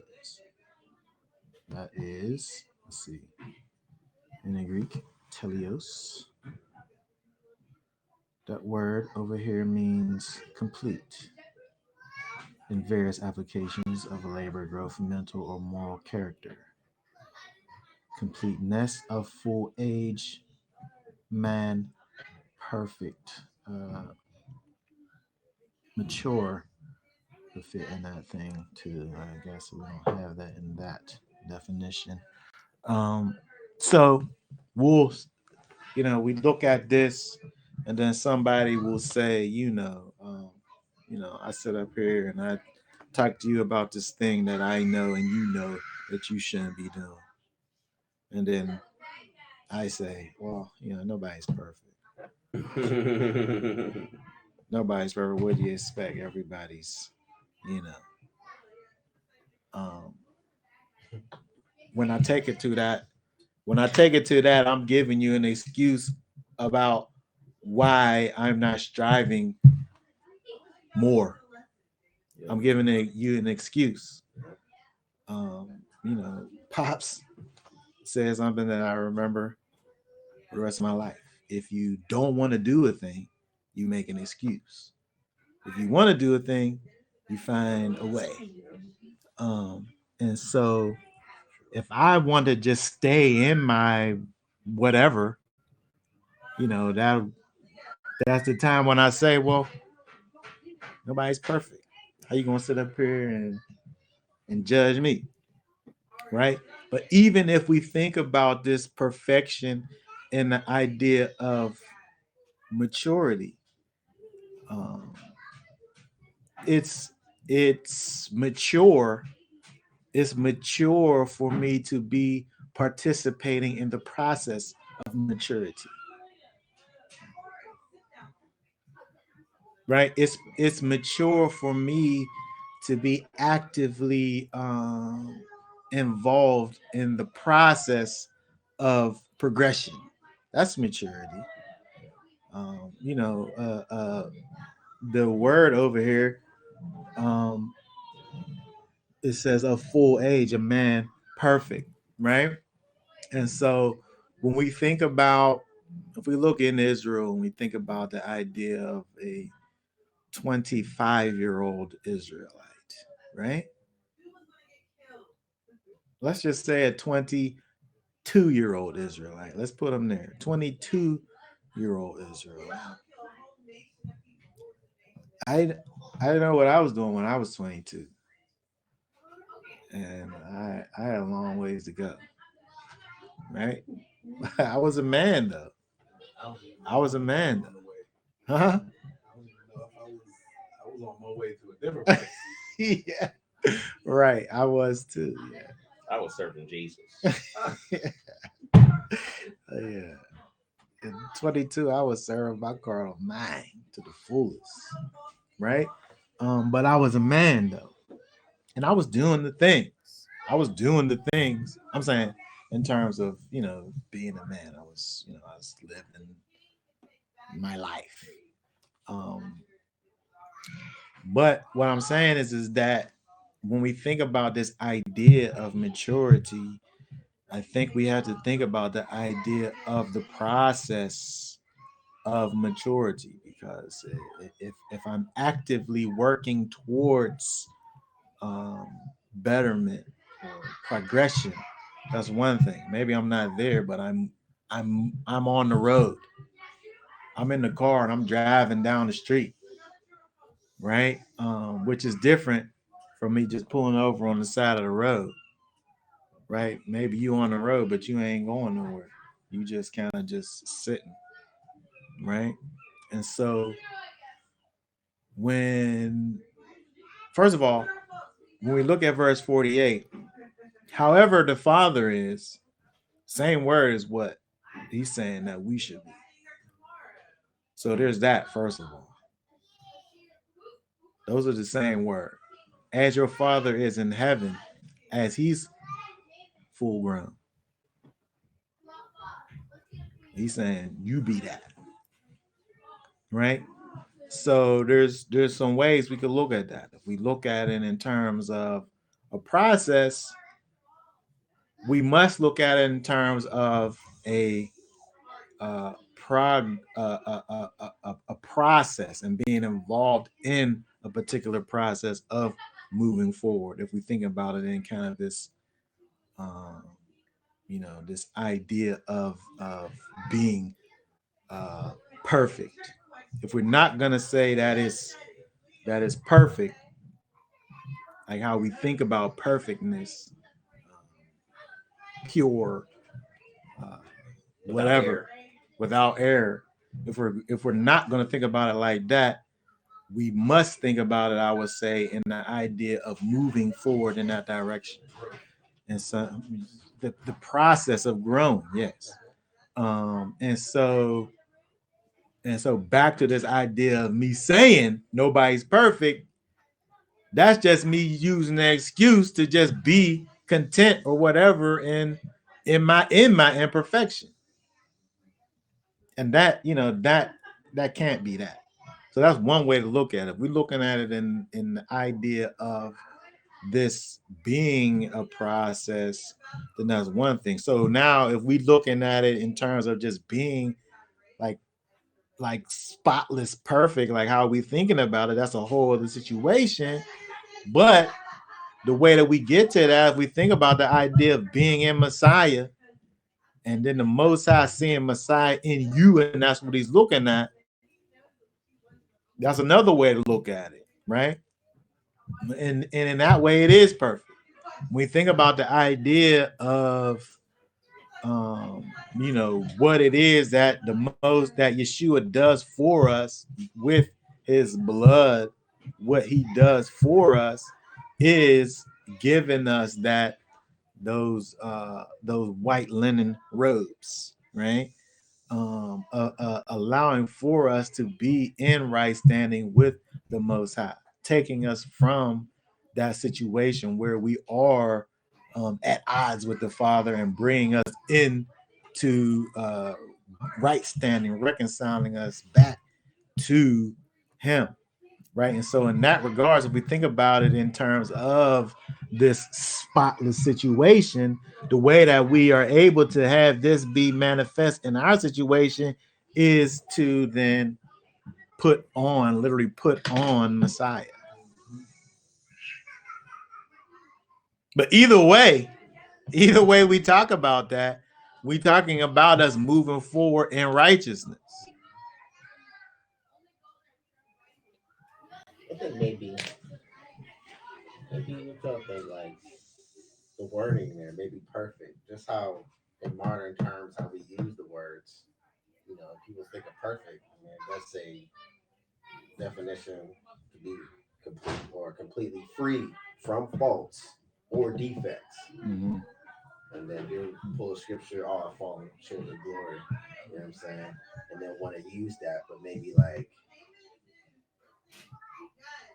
it's maybe like therefore maybe be complete. Because if you completing something, it's like you are working towards something that's not done. So maybe like, I mean, granted, when you present the gospel and we speak it, like we can present it that way, but I'm just thinking like how it's written here, Yeah. how people can get confused and then can't be perfect. Yeah, Yeah. that's that way. I think the word perfect into the modern terms of it Yeah, presents that it jams problem. you up, right? Yeah, Because, but I think what we have to be able to do is probably think about it in both ways though, simultaneously. Yes. Um, in the idea of spotlessness and in the idea of growth, Yes. because they're both going on. The most Messiah in you is spotless, Yes.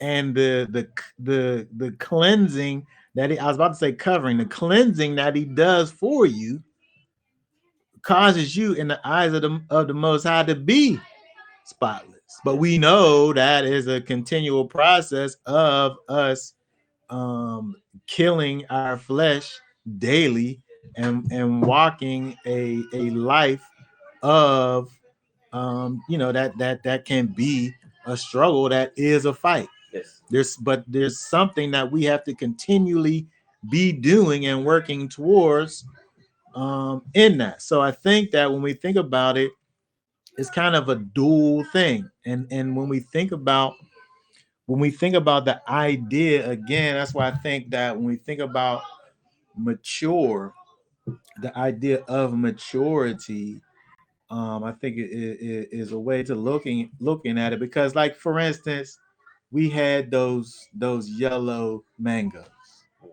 right? I'm And not now, familiar now, with them. now I didn't know. I'm not familiar with them. I'm gonna say talk about them. We had those yellow mangoes, and we had the thing, opened it up because we just had the delicious ones that was like red and oranges. Those ones, y'all got the remnants over there, right? You got the remnants of it over. It used to be there, but then now it's in your belly. The deliciousness of these things is just so right. But so I got these other ones, and I thought it was gonna be like that. Open one up, and it was just like it's like there's just a it's like a sourness. I don't know, it's something to it. Yeah, it had like a sour bitterness to it, and I thought, this thing's just not right. We just let it sit over there for a little bit, let it ripen. If I put, refrigerator kind of retards that the ripening of fruits. Let this thing sit out and ripen. Um, but thinking about maturity, right? Ripening is a process, but you gotta let the process you got to let the thing happen. So I put it in a situation where I'm allowing for it to ripen by just letting it sit out and ripen and let it mature. I mean, unfortunately for me, that particular type of mango don't never get to be the taste like the other one. So when it becomes ripe, it's not like the other one. It never gets there. But it can't get to any uh, uh, aspect of ripeness unless I put it in the situation for it to become ripened. And so when we think about maturity, we think about perfection, we think about completeness. If we're not in the process of it, that's not it. That's not it. Um, we have to buy into the process of becoming mature, right? And so when we think about it from a physical standpoint, how we think about things these days, and there comes a time when a man has to go and do manly things, right? You got to go and learn how to work. You got to go and learn how to uh, be a man. If he just sits around and just plays his whole life, he's never working towards the process of maturity. He's just kind of just being, right? So I'm saying that when we think about this idea, this one aspect of this idea of perfection, it has to be about uh, being participating in the process of ripening, right? And it got to be twofold, because it's about you accepting. Uh, First of all, it's about Messiah. First of all, it's about Messiah in you and what you're doing as a result of your relationship with Messiah. But you doing that looks away. It looks like something, right? So let's look at this. Let's look at this. We coming down to the end right here. Let's look at Second Corinthians. Second Corinthians. Let's see what this says here. 5. Start reading here at 16. What's that say?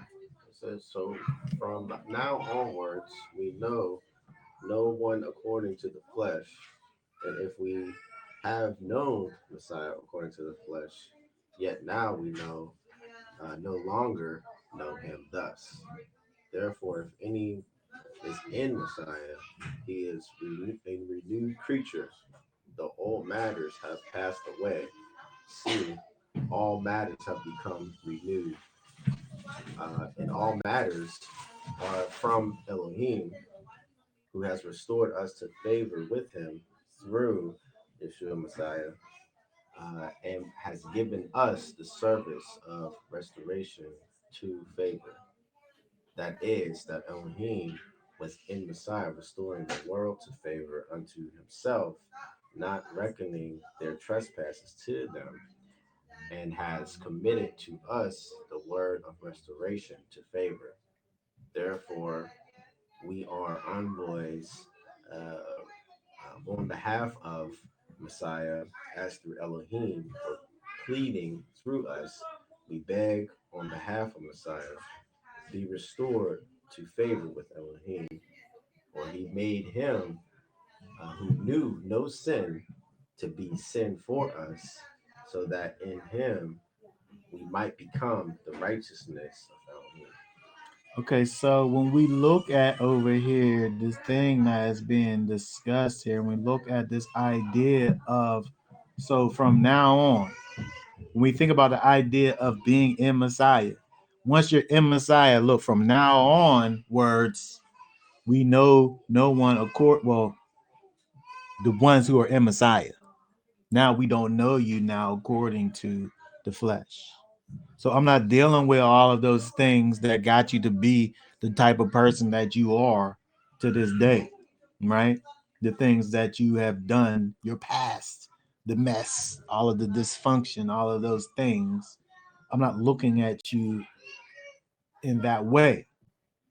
Now I'm looking at you according to who is in you, who is Messiah. And so when we think about the idea of being perfect, the only way that you can be perfect, complete, full, all of that, we're not talking about the process.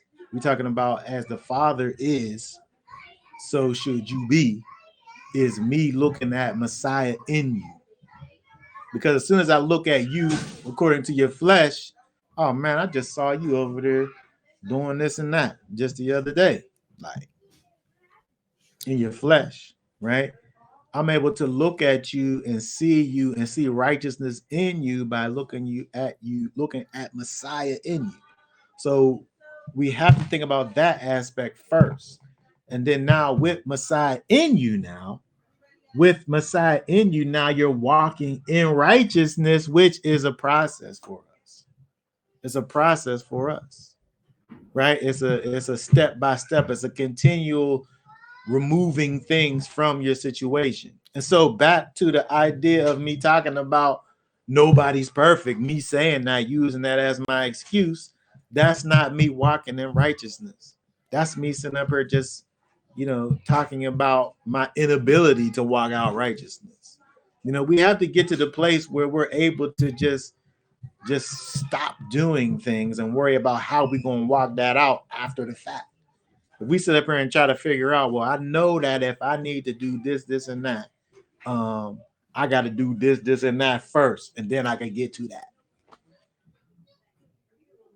But I'm saying we got to get to the place where we start walking in righteousness and then figure out how we do it, as we go. We got to start the journey. You got to start down the road. You just got to start going. And we'll figure it out. We'll figure it out on the way. Too many people got these things that they have attack. What? I thought she was adding to this. You over there yelling at babies. We got so many people that got so many things that we just don't. We want to hold on to these things that we do, and our answer is nobody's perfect. But again, we look at this thing like that's quite um, it's an enormous thing when we only look at it, you know, partially. But when we look at it in its in its perfectness, we look at it in its completeness, we understand that this thing is kind of there's a duality to the thing, and our perfection is about us having Messiah in us and then walking that out. When we get to this place over here in 2 Corinthians 5, where it says that so that in him we might become the righteousness of Elohim. So even there, we see the process over there, right? You're becoming righteousness of Elohim. But how it started off over in verse 16, where those old things,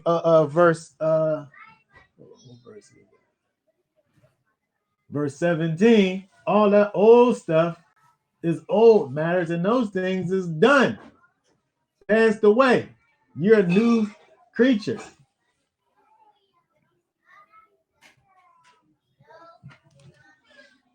And so again, thinking about this in terms of looking at what we're looking at in terms of the example that we see with Judah, right? And all of the dysfunction that we see in his situation, and then thinking about where the end result of all of that. We think about Israel and all of this function, Israel as a whole, and all of this dysfunction that's within Israel, and then what's the result of that? It's a process. It's a process, right? But those things, those problems, we think about when we think about the fact that Israel gets to a place, such a place where the whole nation is kind of likened unto a harlot, and yet and still the Most High is saying, I still want to be with you in spite of your mess. And so the part that they don't talk about is the process of getting to the place where Israel is able to be accepted, and that's what we talking about over here. Yeshua is what brings us to the place that brings us to acceptance. But again, for us, it is a process, and we have to enter into the process. And so when we think about it, just looking at, let's see what we got here, just a couple more verses. I want to look backwards at um Joshua 1 and 8.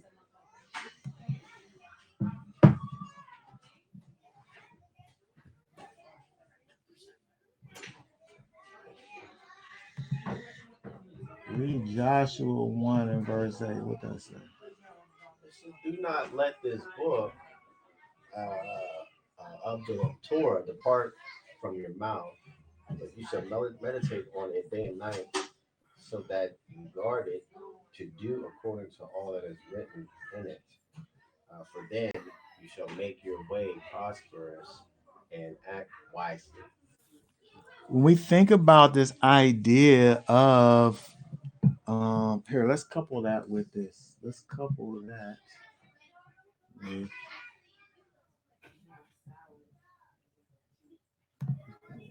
Is it chapter 2? Oh, my fault.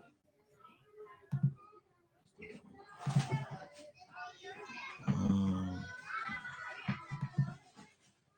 what did I say right there? My little children, I write this to you so that you do not sin. And if anyone sins, we have an intercessor with the Father through a Messiah, a righteous one, and he himself is an atoning offering for our sins, and not for ours only, but also for all the world. And by this we know that we know him, if we guard his commands. Mhm. The one who says, I know him, and does not guard his commands is a liar, and the truth is not in him. Okay, so we see over here it says, by this we know, what I'm going to say is how we know that we know him. If we guard, it says keep in the King James. If we look in that word in the Greek, you still get the same idea of guarding and protecting, right? And so when we think about how we know that we know him, it involves the process of maturity. It involves getting yourself in a situation where getting yourself in a situation to be ripened. Right? Not putting yourself in the refrigerator, but putting yourself on the counter so that you can participate in the process, how you can move forward, how you can guard actually or keep his commands, guard it, right? This is how you know. This is how you know. By this, you know that you know him if you're involved in the process of maturity in this life and growth in this life and moving forward in the process of the situation, right? And so, in spite of the fact that we have all of these things that that make us who we are, all of these imperfections and problems and things that we have attached to our beings. We have to get to the place where we become, as it says over here in Ephesians 5:1. What did I say right there? To become then imitators of Elohim as beloved children. Imitators, mimickers of Elohim as beloved children. Right? We have to get to that place, right? Where our life is about mimicking our Father. Our life is about mimicking Messiah. Our life is about walking in whatever definition you want to apply to perfection.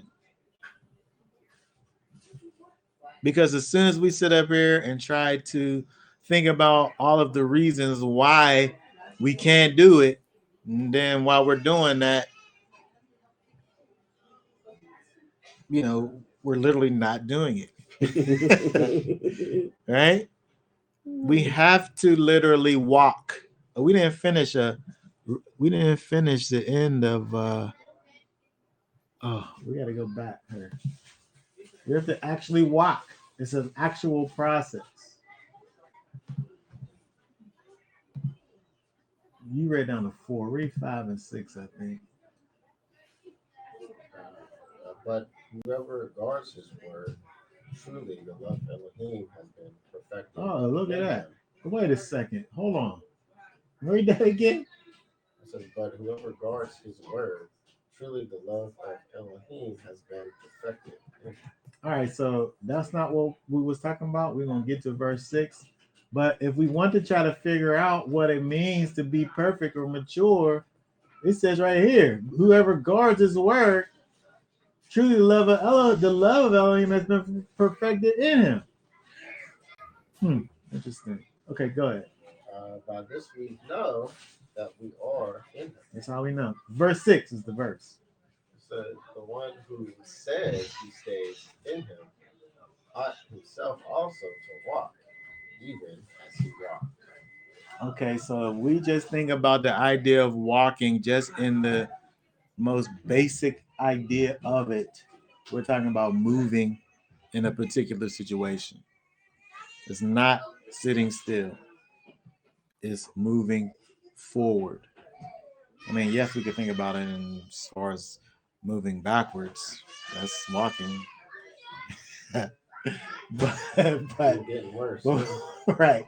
But if we thinking about it in fact of walking as he walked, even, that lets us know that we're talking about moving forward in righteousness, right? And continuing to guard and keep these commands. Continuing as it says in Joshua to keep these things in, not to let them depart from our mouth, and meditate on these things day and night. We see the problem that that uh, that Yahuda had with his situation is that he left the place where righteousness should have been. Um, and he allowed the thing that was the thing that influenced him, um, to dictate his situation. Likewise, when we think about our situation, our walk in Messiah, we have to be at the place where we have made our surroundings and environments, and our situation to be something that causes us to be thinking about the things of righteousness, so that you know that's the thing that directs our situation, right? So that spirit inside of us is able to agree with something, right? When we sit up here and we inundate our minds with wickedness, I don't know what else you know we are even able to do besides wickedness, right? I don't care what your upbringing was. Look at Judah. I don't know who your daddy is. Israel himself. Once you remove yourself from what's going on over there, how you supposed to do anything else, right? So when we think about us, bringing this to us, we have to be able to create an environment where we're able to strive and grow and be built up by and allow the ruach inside of us to do what it wants to do, which is to cause us to walk in righteousness, right? And so when we think about the practical, Joshua 1:8, in terms of, not letting the book of this law depart from your mouth, meditating on it day and night. When we think about Deuteronomy 6 and 7, and talking about the idea of impressing them, our children, with the law, when shall speak to them, when you speak to them when they sit in their house, and when they walk by the way, and when they lie down, and when they rise up, having the things of righteousness be the thing that we're kind of enveloped in. This is the way that we're able to walk in perfection. This is the way that we're able to walk in righteousness. Not to have ourselves be kind of, you know, be surrounded by and, majorly influenced by wickedness, because we see where that goes. We see the end result of that over there, right? Okay. Does anybody have any thoughts about any of that? Questions, comments before we are done? I wrote one down. Did you have your hand? I'm sorry. Oh, no. Um, Mine was, so we clothe ourselves in Yeshua, of course, and then clothing ourselves in Yeshua. Elohim sees us as perfect, right? But then I'm gonna throw this one at you. In our imperfection, that's perfection, not completeness, but perfection of error. In our imperfection, it puts a demand on Father to be perfect or complete or in process.